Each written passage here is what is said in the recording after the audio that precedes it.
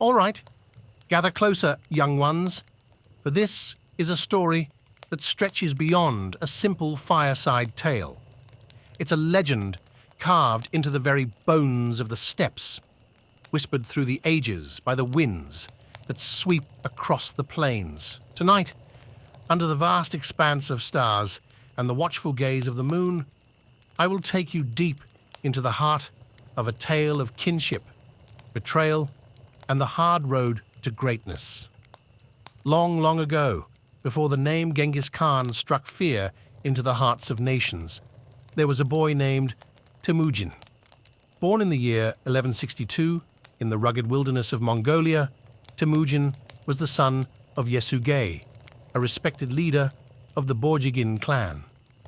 From a young age, Temujin's life was shaped by the harsh realities of the steppe, where survival was a constant struggle against the elements and rival tribes.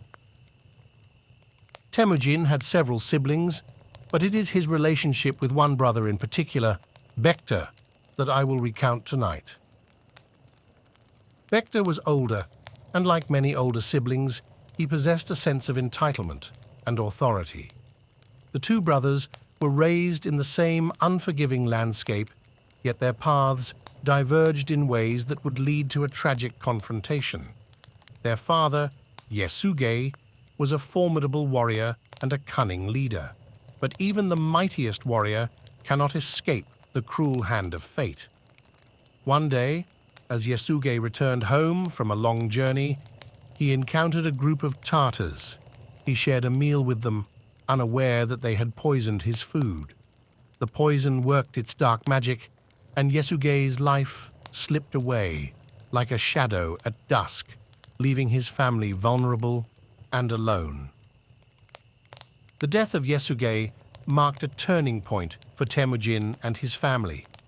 Without their father's protection, they were cast out by their own tribe, forced to fend for themselves in the wild.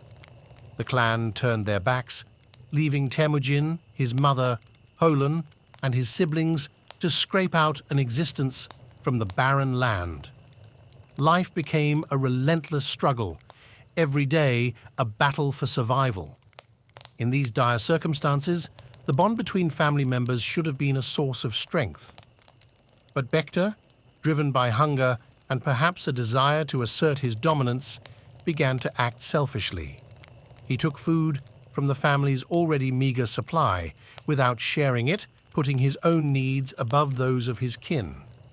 In the harsh realities of the steppe, such actions were not merely selfish, they were a threat to the family's survival. Temujin, feeling the heavy burden of responsibility for his family's well-being, saw Bekta's actions as a grave betrayal. This wasn't just about stealing food, it was about undermining the fragile unity that kept them alive. Confrontations between the brothers grew more frequent and more heated, their words sharp and cutting like the bitter winds of winter. One day, the tension between Temujin and Bekta reached a breaking point. It was a cold morning, the air crisp and biting, with the promise of a long, hard winter. Temujin and his other brother, Kasar, had enough of Bekta's betrayal. They knew that if they did not act, their entire family might perish.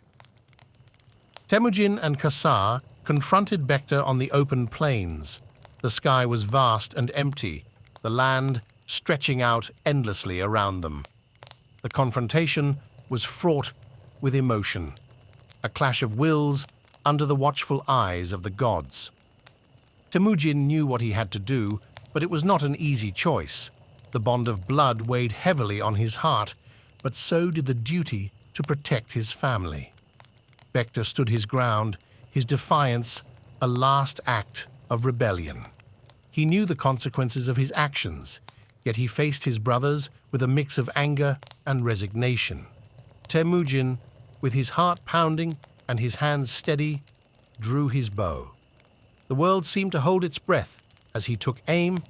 The arrow flew swift and true, a final judgment delivered by a brother's hand. Bekta fell, his life extinguished like a candle in the wind. The plains echoed with a profound silence, a somber testament to the harshness of life and the difficult decisions that shape our destiny.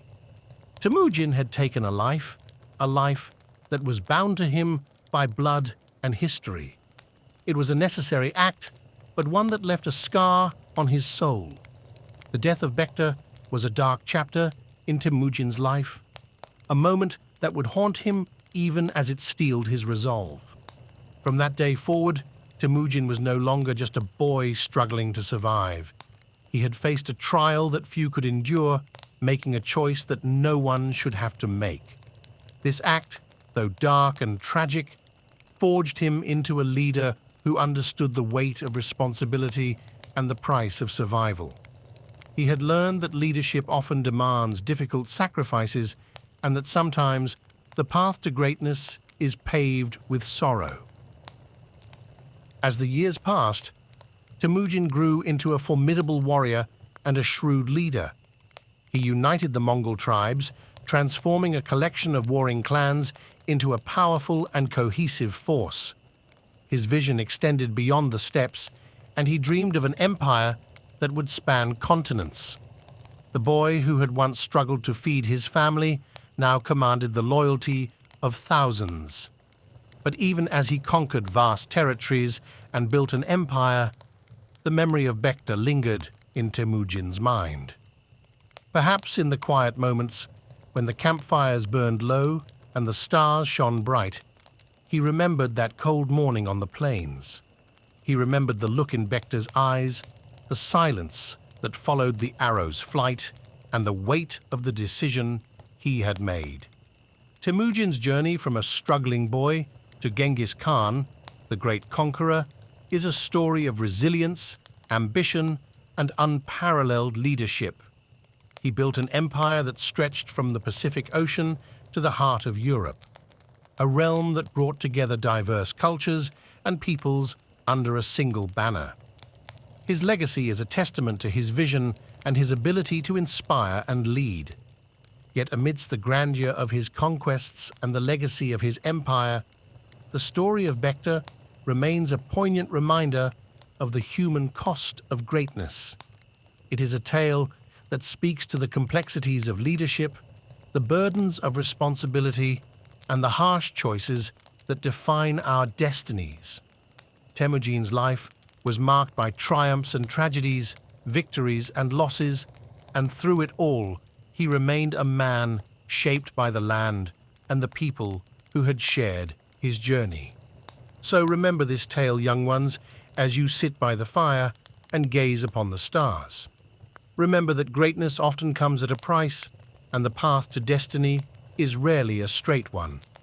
Temujin's story is not just a legend of conquest and power. It is a deeply human story of struggle, sacrifice, and the enduring spirit of a boy who became a Khan.